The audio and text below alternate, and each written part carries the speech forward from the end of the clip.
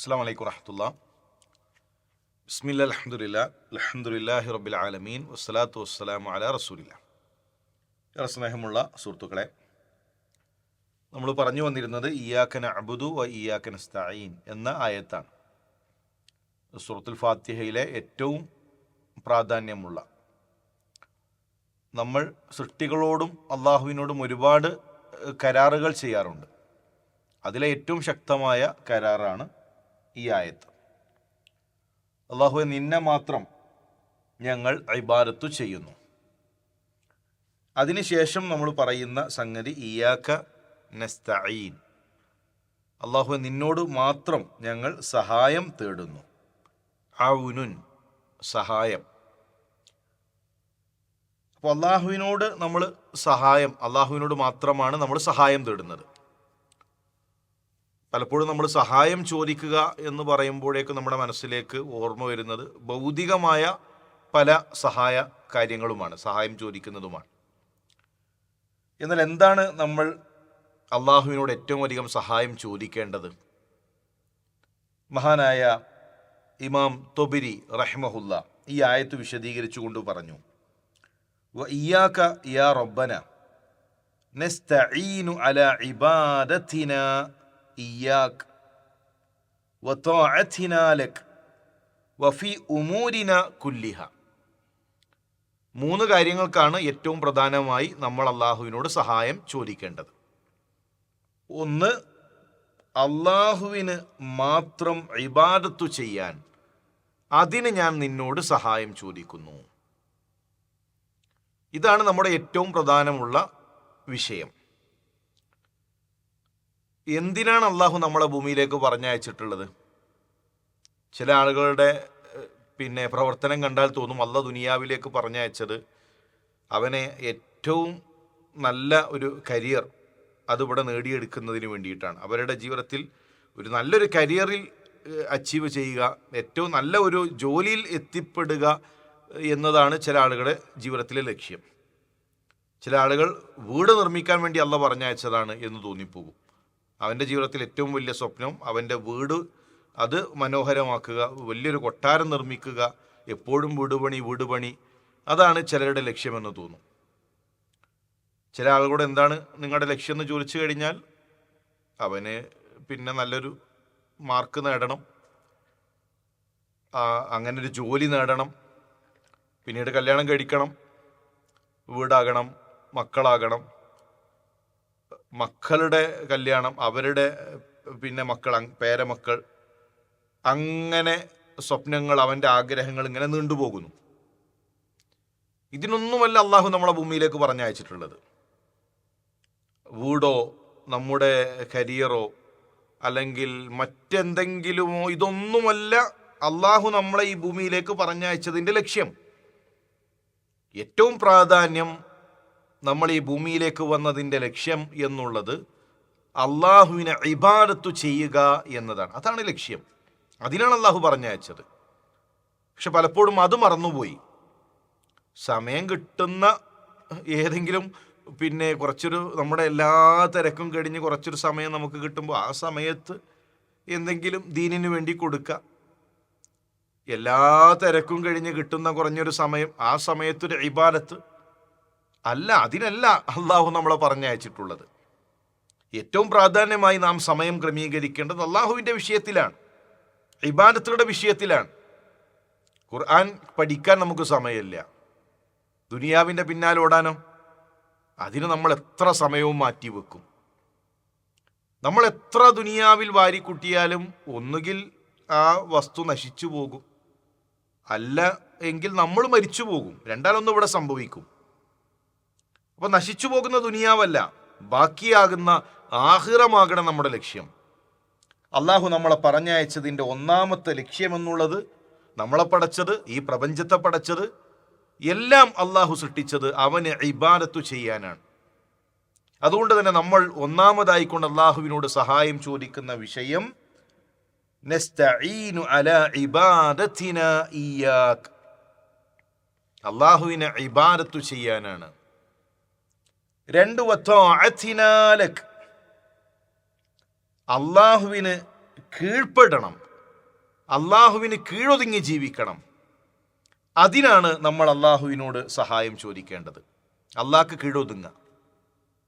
അള്ളാഹു ഒരു കാര്യം പറഞ്ഞു കഴിഞ്ഞാൽ അവിടെ നമ്മളുടെ എല്ലാം അവസാനിച്ചു. അള്ളാഹു പറയുന്ന ആ കാര്യം, അള്ളാഹുവിൻ്റെ ദീൻ, അതിൽ നമ്മൾ പൂർണ്ണമായി കീഴൊതുങ്ങുക. മൂന്നാമത്തെ വിഷയം വഫി ഉമൂരിന കുല്ലിഹ, എല്ലാ കാര്യങ്ങളിലും എല്ലാത്തിലും അള്ളാഹുവിൻ്റെ സഹായം ഉണ്ടാകണം.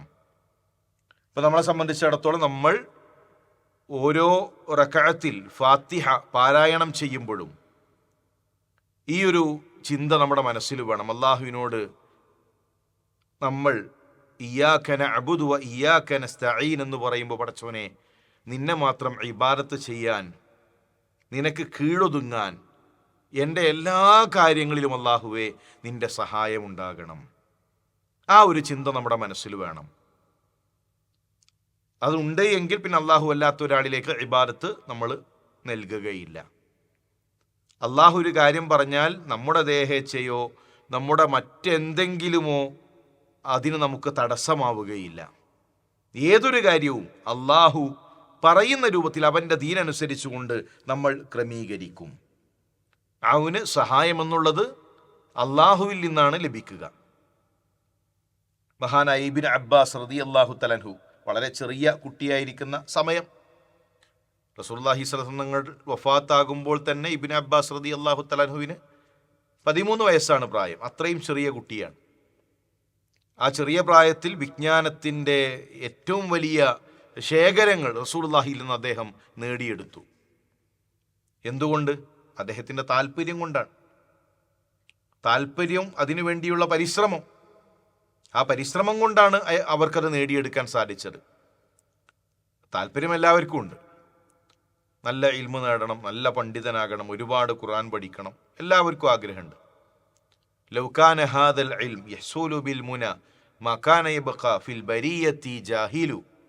ആഗ്രഹം കൊണ്ട് ആർക്കെങ്കിലും ഇൽമു കിട്ടുമെങ്കിൽ ദുനിയാവിലൊരു ജാഹിലും ഉണ്ടാവില്ല, ദുനിയാവിലൊരു വിഡ്ഢി ഉണ്ടാവില്ല. എല്ലാവർക്കും ഇൽമുണ്ടാകാൻ ആഗ്രഹമുണ്ട്, പക്ഷേ പരിശ്രമങ്ങളില്ല. അതിനുവേണ്ടി സമയം മാറ്റി വെക്കുന്നില്ല. ഒന്ന് എഴുതി വെക്കാനോ ഒന്ന് കേൾക്കാനോ ആഴ്ചയിൽ ഒരു കുറഞ്ഞൊരു സമയമെങ്കിലും മാറ്റി വെക്കാനോ മനസ്സ് അതിന് കൊടുക്കുന്നില്ല, അതിന് സമയം കണ്ടെത്തുന്നില്ല, യാതൊരുവിധ പരിശ്രമങ്ങളും നടത്തുന്നില്ല. പിന്നെ എങ്ങനെയാണ് ഇൽമു നേടാൻ കഴിയുക? ഇബ്നു അബ്ബാസ് റളിയല്ലാഹു തആല അൻഹു പരിശ്രമിച്ചു. മദീനയുടെ അങ്ങകലെ ഏതെങ്കിലും ഒരു സഹാബിയുടെ അരികിൽ ഇൽമുണ്ട് എന്നറിഞ്ഞാൽ അവിടെ ചെല്ലും, കാത്തിരിക്കും. അങ്ങനെ നേടിയെടുത്തതാണ് ആ ഇൽമ്. മഹാന ഇബ്നു അബ്ബാസ് റളിയല്ലാഹു തആല റസൂലുള്ളാഹി നൽകിയ ഉപദേശം, യാ ഗുലാം, മോനെ, ഇന്നി ഉഅല്ലിമുക കലിമാത്തിൻ, ചില വാക്കുകൾ ഞാൻ നിനക്ക് പഠിപ്പിച്ചു നൽകാം, നീ അത് സൂക്ഷിക്കണം എന്ന് പറഞ്ഞ് പ്രവാചകൻ സല്ലല്ലാഹു അലൈഹി വസല്ലം തങ്ങൾ നൽകിയ ഉപദേശങ്ങളിൽ ഒന്ന്, വഇദസ്തഅൻത ഫസ്തഇൻ ബില്ലാ, എൻ്റെ കുട്ടി സഹായം ചോദിക്കുകയാണെങ്കിൽ അള്ളാഹുവിനോട് സഹായം ചോദിക്കണം. ചെറിയ പ്രായത്തിലെ റസൂലുള്ളാഹി ഇബ്നു അബ്ബാസ് റളിയല്ലാഹു തൻ്റെ ഹൃദയത്തിൽ കൊത്തിവെച്ച തൗഹീദിൻ്റെ പാഠങ്ങളാണ്. ഈ പാഠം നമ്മുടെ മക്കൾക്ക് കൈമാറാൻ നമുക്ക് സാധിക്കണം. നമ്മുടെ മക്കൾക്ക് പൂച്ചയുടെ കഥ പറഞ്ഞു കൊടുക്കും, കാക്കയുടെ കഥ പറഞ്ഞു കൊടുക്കും, ആനയുടെ കഥ പറഞ്ഞു കൊടുക്കും, വേട്ടക്കാരൻ്റെ കഥ പറഞ്ഞു കൊടുക്കും, ഇതൊക്കെ പറഞ്ഞു കൊടുക്കും. ശരി, കഥകൾ പറഞ്ഞു കൊടുക്കൂ. ആ കൂട്ടത്തിൽ മക്കൾക്ക് മഹാനായ അയ്യൂബ് നബി അലൈഹിസ്സലാമിൻ്റെ ചരിത്രങ്ങൾ കൈമാറൂ. ആ കഥ പറഞ്ഞു കൊടുത്തിട്ട് മോളോട് പറയാ, മോളെ, അത്ര രോഗം കൊണ്ട് അയ്യൂബ് നബി അലൈഹിസ്സലാം പരീക്ഷിക്കപ്പെട്ടു. അത്ര ശക്തമായ രോഗം, ഉള്ളിലും പുറത്തും രോഗം. ആ സമയത്തും അയ്യൂബ് നബി പ്രാർത്ഥിച്ചത് പടച്ചോനോടാണ് കേട്ടോ, വേറെ ഒരാളോടും അയ്യൂബ് നബി അലൈഹിസ്സലാം പ്രാർത്ഥിച്ചിട്ടില്ല. മഹാന ഇബ്രാഹിം നബി അലൈഹി ഇസ്ലാമിൻ്റെ കഥകൾ നിങ്ങൾ മക്കൾക്ക് പറഞ്ഞു കൊടുക്കൂ. ആ കഥ പറയുമ്പോൾ മക്കൾക്ക് കൈമാറുന്ന ആശയമെന്നുള്ളത്, തീക്കുണ്ടാരത്തിലേക്ക് എറിയുമ്പോഴും മുന്നിൽ തീ കത്തിജ്വലിച്ച് നിൽക്കുമ്പോഴും അള്ളാഹുവിനോടാണ് ഇബ്രാഹിം നബി അലൈഹി സ്വലാം സഹായം ചോദിച്ചിട്ടുള്ളത്. മറ്റൊരാളിലേക്കും ഇബ്രാഹിം നബി അലൈഹി സ്വലാമിൻ്റെ സഹായം പോയിട്ടില്ല. യൂനുസ് നബി അലൈഹി സ്വലാമിൻ്റെ കഥ നിങ്ങൾ മക്കൾക്ക് കൈമാറൂ. മോനെ, മത്സ്യത്തിൻ്റെ വയറ്റിൽ, കടലിൻ്റെ അടിത്തട്ടിൽ, അവിടെ കടിയുമ്പോഴും യൂനുസ് നബി അലൈഹി സ്വലാം പ്രാർത്ഥിച്ചത് ആരോടാണ്? എൻ്റെ കുട്ടി പറയും അള്ളാഹിനോടാണ്.